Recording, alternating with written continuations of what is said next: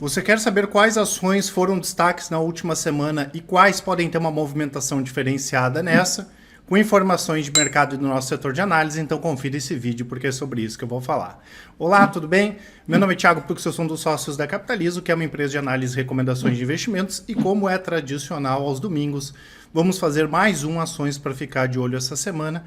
Como falei, vamos comentar os destaques aí das principais ações negociadas tanto no Brasil quanto no exterior. Deixo claro o convite para quem não é inscrito se inscrever no canal e para quem gostar do vídeo dar um like e compartilhar. Vamos direto aqui, né, pessoal, para as informações da economia brasileira e global da última semana.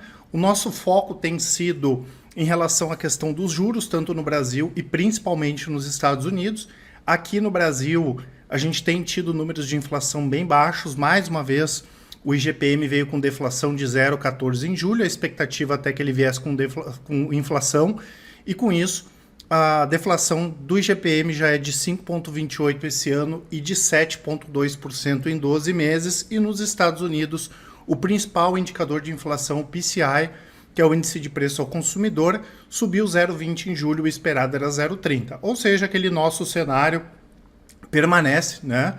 O Brasil continua cortando juros, tendo, claro, mantendo essas condições atuais, né, da economia crescendo pouco, apesar do PIB ter sido até uma surpresa positiva, e a mesma coisa nos Estados Unidos, né? A gente imagina com a inflação se acomodando e a economia também parando de crescer tanto, né? Tanto que a gente viu a taxa de desemprego subir um pouquinho na última medição, eles podem indicar corte de juros esse ano, ou quem sabe para o ano que vem, então aquele nosso cenário permanece o mesmo. Essa semana não teremos notícias muito relevantes, né, com exceção do livro bege nos Estados Unidos, que mostra, né, as principais evolução de uma forma geral da economia americana, mas nada muito mais relevante do que isso.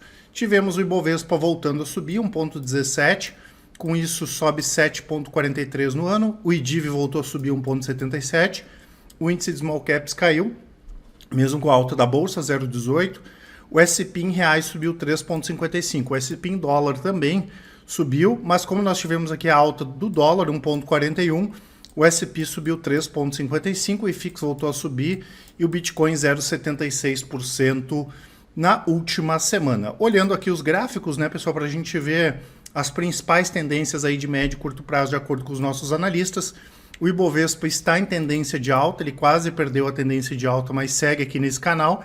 A nossa expectativa é que o Ibovespa venha alcançar os 130 mil pontos. Como a gente fala sempre, o nosso intuito aqui não é adivinhar o que vai acontecer, porque isso ninguém sabe, mas mostrar as tendências primárias de médio e curto prazo. A tendência do Ibovespa é ainda de alta, não tem como falar em baixa. A tendência do dólar, que está mais para ser tendência do que para outra coisa, né, segue lateralizado nas últimas semanas, bateu aqui nos 4,80, vamos ver se ele volta lá para casa dos 5,80 ou volta a testar os 4,80 dólares aqui na casa dos R$5, bem no meio do movimento, e o IVVB segue aquela tendência de alta, né? O IVVB a gente pode chamar aqui do nosso S&P em reais, né? Ele vem subindo aqui desde maio de 2022, porém é que a gente tem aquela briga, né? O dólar cai, o IVVB sobe, a bolsa americana sobe, o dólar cai.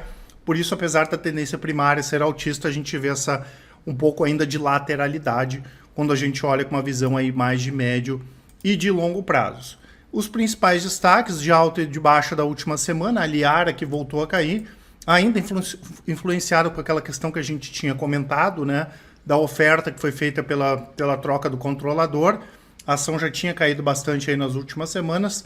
Minerva, né, pessoal, a gente pode aproveitar para comentar aqui de Minerva e de Marfrig. Eu fiz um vídeo falando só a respeito disso, tá aqui no canal para quem quiser olhar.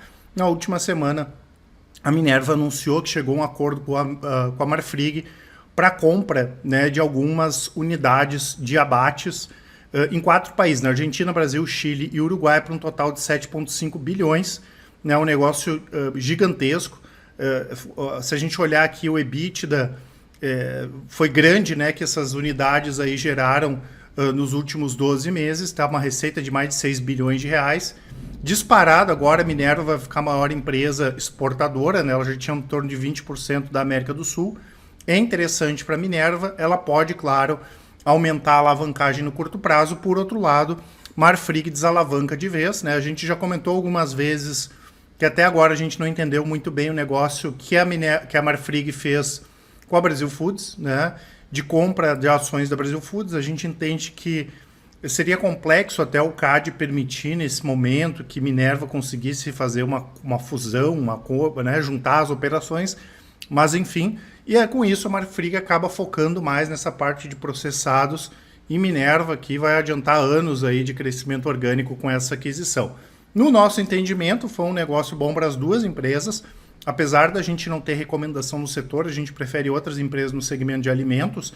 A nossa preferência, principalmente por essa questão de exportação, que é um mercado que vai crescer bastante, a gente prefere a Minerva, mas são dois ativos aí baratos, né? E saiu o negócio sendo bom para as duas companhias, já que uma vai colocar mais receita na mesa e a outra aqui desalavanca ainda mais, né? Sendo que Marfrig recentemente já tinha feito uma emissão de ações. Via, né, pessoal, mais uma vez começou aquele zoom da possibilidade da empresa fazer emissão de ações, né, levantar capital, porque a empresa tem muita dívida no curto prazo, a gente já comentou isso algumas vezes.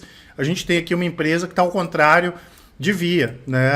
A gente, quando fala desse e-commerce, quando fala desse varejo de eletroeletrônicos, né, de celular, de máquina de lavar, TV, a gente entende que o varejo físico é muito complicado, né? Tanto que a gente pode ver que o Mercado Livre continua crescendo demais, divulgando ótimos resultados, enquanto empresas como Via ainda estão preocupadas em pagar a dívida. Enquanto tem uma preocupada em crescer, tem outra preocupada em pagar a dívida, né? Então não tem nem como comparar o potencial de crescimento de empresas como o Mercado Livre ou Amazon, mesmo aqui no Brasil, em relação àquilo que nós temos com Via, que, como eu falei, tem muita dívida vencendo no curto prazo, mas dessa vez foi confirmado pela empresa, eles podem fazer uma oferta de até de um valor superior a R$1 bilhão, ou seja, isso vai diluir os acionistas minoritários. Claro que a empresa precisa fazer, porque ela precisa de dinheiro, né, e as ações caíram 17% na última semana. Tivemos uma queda grande aqui também em Pão de Açúcar, lembrando que nós tivemos a cisão, né? Quem tinha ações do Pão de Açúcar recebeu aqueles BDRs do Êxito, que são as operações aí da América do Sul. Nós já comentamos várias vezes que entendemos sim que Pão de Açúcar é uma ação barata, apesar de não estar entre as nossas recomendações, mas que o problema é o Grupo Cassino, né? Enquanto o Cassino continuar no controle, no nosso entendimento, não é legal ter ações do Pão de Açúcar. Agora, para quem gosta de Pão de Açúcar, né, faz até mais sentido vender essas ações recebidas pelo Êxito e para comprar mais ações do Pão de Açúcar, mesmo sendo, né, claro, aqui em relação ao que eu falei, que a gente não recomenda ações do Pão de Açúcar, entende que tem alternativas mais interessantes, especialmente para médio e longo prazo. E aqui Azevedo e Travassos, né, que vem voltando a fazer bons negócios, né, recentemente anunciaram a volta para o segmento de óleo e gás, também anunciou que deve fazer um aumento de capital de 40 até 215 milhões de reais. Isso também traz pressão nas ações no curto prazo. As ações caíram 14%. É uma empresa interessante, apesar de que ela, né, vai ter que reconstruir toda a receita da empresa, né, porque ela ficou muito tempo sem ter receita relevante, tá? Mas vem fazendo isso de uma maneira bastante positiva. Temos aqui a Eletromídia, né, pessoal, o principal destaque aqui das ações acompanhadas, né, a Globo elevou a fatia para 27% das ações, e aí veio aquela possibilidade, né, o mercado começou a comentar da possibilidade da Globo ter que fazer uma OPA, né, que é ter que fazer uma oferta e quem sabe até fechar o capital da Eletromídia. Com isso as ações aqui subiram quase 20% na última semana. Mercado Livre, que nós não tivemos nada relevante específico ao Mercado Livre, mas só a fraqueza de outras empresas, como é o caso aqui de Mercado Livre. A gente já teve aquela questão de Americanas e Magalu, que não está numa situação tão boa assim, além, né, de toda essa questão da tributação de empresas de fora. Isso aqui é um caminho livre, principalmente para Mercado Livre e Amazon, né? Mercado Livre já é a líder aqui no setor no Brasil, apesar de ter receita fora do Brasil também. É uma empresa bastante interessante, as ações subiram quase 16%. Tronox também nada específico aqui relevante. A empresa teve problema nos últimos anos por causa da situação de Paranapanema, né? Paranapanema fornece ácido sulfúrico para Tronox, com toda aquela questão, principalmente da Paranapanema pedir recuperação judicial. Teve problema, né, nesse fornecimento, a Tronox teve que ir para o mercado para comprar ácido sulfúrico, isso judiou demais os resultados da empresa, né? O custo do produto vendido subiu demais, mas a empresa é redondinha, né? Tem bastante caixa, tem estoque demais, né, tem uma situação boa também para pagamento de dividendos, é uma microcap, né, para quem não lembra, aí a Tronox é a antiga Cristal Pigmentos, tá? Metal leve também, que abriu a semana em baixa, voltou a subir, é um ativo que não está tão barato assim como estava antes, né, mas é uma empresa que tem uma estabilidade muito boa dos resultados, mesmo atuando no setor automobilístico, muito forte Brasil e Argentina, mesmo com a complexidade dos dois mercados, é uma empresa que vem divulgando bons resultados. Tem essa questão da MAHLE, que é a empresa alemã, que é controladora também da Metal Leve, que acaba ajudando, subiu 13%, e Marfrig, que eu tinha comentado aqui, no embalo desse negócio com a Minerva, subiu 13% na última semana. Metal Leve aqui também nós não tivemos nada específico para justificar aqui essa boa alta de 13%. Quero deixar dois presentes para vocês, um que é uma small cap de forte potencial de crescimento aí para curto prazo na bolsa, e também nosso cupom super promoção que vale só essa semana até 60% de desconto, capitalismo completo e independência, né, pessoal? Para quem quiser uma ajuda para ter a sua independência financeira, pode contar com as recomendações da Capitalizo. Hoje, disparado as melhores recomendações pelos menores preços do mercado. Vindo aqui para os dividendos, né, pessoal, a Datacom é a data de referência, né? Então, no caso a Camil, a Datacom é dia 4, vai receber as ações quem dormir com elas, os dividendos, né, do dia 4 para o dia 5. A mesma coisa Fleury, Ferbasa dia 6 e aqui o Banco do Brasil dia 11, né, a última Datacom dessas companhias. Vindo aqui para mais destaques, pessoal, mais uma vez veio aquele zoom, né, as conversas de corredor da possibilidade de Petz juntar com Cobasi, o que foi rechaçado, negado por Petz. Esse negócio já foi ventilado anteriormente, né, e o próprio controle da Petz não entendeu que não seria interessante. O que acontece, né, pessoal? A Petz é uma empresa que tem sim potencial de crescimento, né? Claro que é um mercado muito nichado, então a gente não tem tanto interesse assim, né? Quando a gente olha Mercado Livre, que trabalha com varejo, né? Um varejo, né? Um varejão, vamos dizer assim, não é um mercado tão nichado como é o de Petz, que poderia também trabalhar com outros segmentos.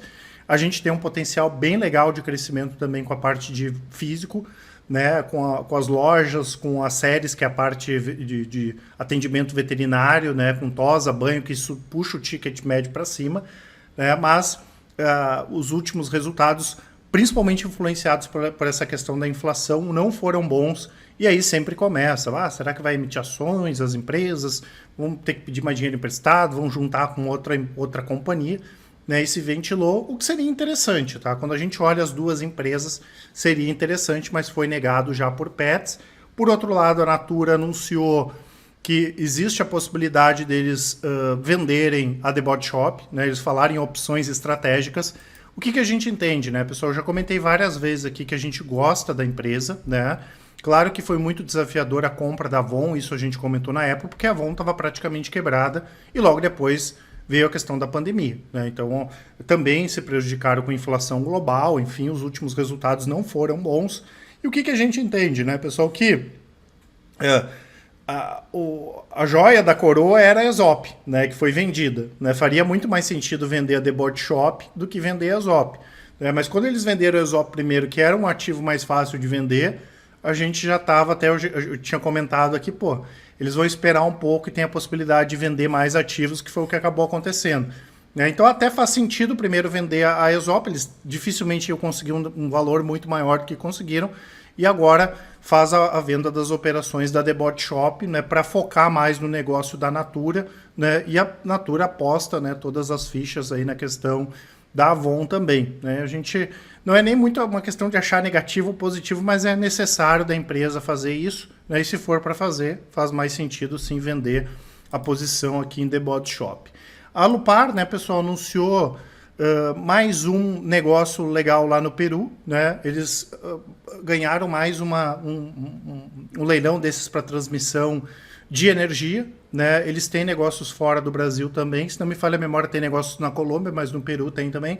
É legal, mesmo que sejam operações pequenas ainda, lembrando que a gente gosta muito da Alupar, é uma empresa que tem uma gestão fantástica, né? É uma empresa que tem muita receita para entrar ainda com as operações, ela focou muito forte com a parte de transmissão nos últimos anos, tem uma política de dividendos muito boa também, então boa notícia aí para a Alupar. CVC, né, pessoal, também foi um destaque de alta aí nos últimos dias, Principal motivo talvez tenha sido essa questão da recuperação judicial da 123 Milhas, né, que acaba sendo um concorrente da empresa.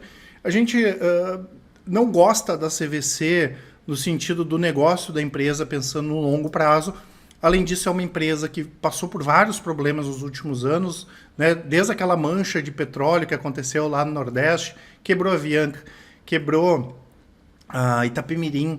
Nós tivemos a questão de fraude contábil, tivemos problema na Argentina, tivemos a própria pandemia, né? Então foi um problema atrás do outro, né? A gente não gosta tanto desse posicionamento, desse tipo de negócio focado mais só no mercado brasileiro, dependendo só da economia local, né? Então, para quem gosta do segmento até de empresas que podem se beneficiar de turismo, né, pode acompanhar empresas lá de fora. Tem Booking, que a gente acompanha, Airbnb, que no nosso entendimento fazem mais sentido aí do que CVC, mas foi uma boa notícia, né? Assim, não foi uma boa notícia para quem tinha, né, negócios lá, já tinha feito compras com 2-3 milhas, enfim, vai dar um prejuízo gigantesco em todo mundo, mas para a CVC, né, muita gente que estava fazendo esses negócios aí pode voltar a comprar lá da CVC também. E Marco Polo, né, pessoal? Marco Polo é um caso fantástico, né, que a gente vem comentando muito fortemente desde o ano passado, porque ficou muito claro para a gente que a empresa ia conseguir recuperar os resultados e que a ação estava muito barata, né? E apesar da alta de 200% que as ações tiveram de dezembro do ano passado para cá, está muito barata ainda a ação da Marco Polo, e o governo federal divulgou um edital para aquisição de mais de 16 mil ônibus daquele programa Caminhos da Escola, e a gente já estava comentando sobre a possibilidade do programa aumentar, só que foi muito maior do que a gente esperava, né? O primeiro edital se tinha uma expectativa de 5 mil unidades, a gente falou alguma coisa de 8 a 9 mil, e veio acima de 16 mil, e tradicionalmente a Marco Polo é uma empresa que acaba levando a maior parte dessas unidades. Esse é um programa do governo federal para revitalização da frota escolar, né? Então, fantástico aqui para Marco Polo. É o que a gente fala sempre, né? Às vezes o investidor se perde muito nessa questão. A ação subiu 50%, 60%, está cara. E, na verdade, para a gente dizer se está caro ou barato, a gente tem que olhar para a empresa e com as expectativas, né? Que é outro erro do investidor. O investidor olha muito para trás ao invés de olhar para frente, né? E é o que a gente faz por aqui, olha para frente. Então a gente pode dizer sim que a Marco Polo está muito barata ainda. Não estou falando em recomendação, mas estou dizendo que é um ativo que, em termos de preço, está bastante atrativo, tá certo?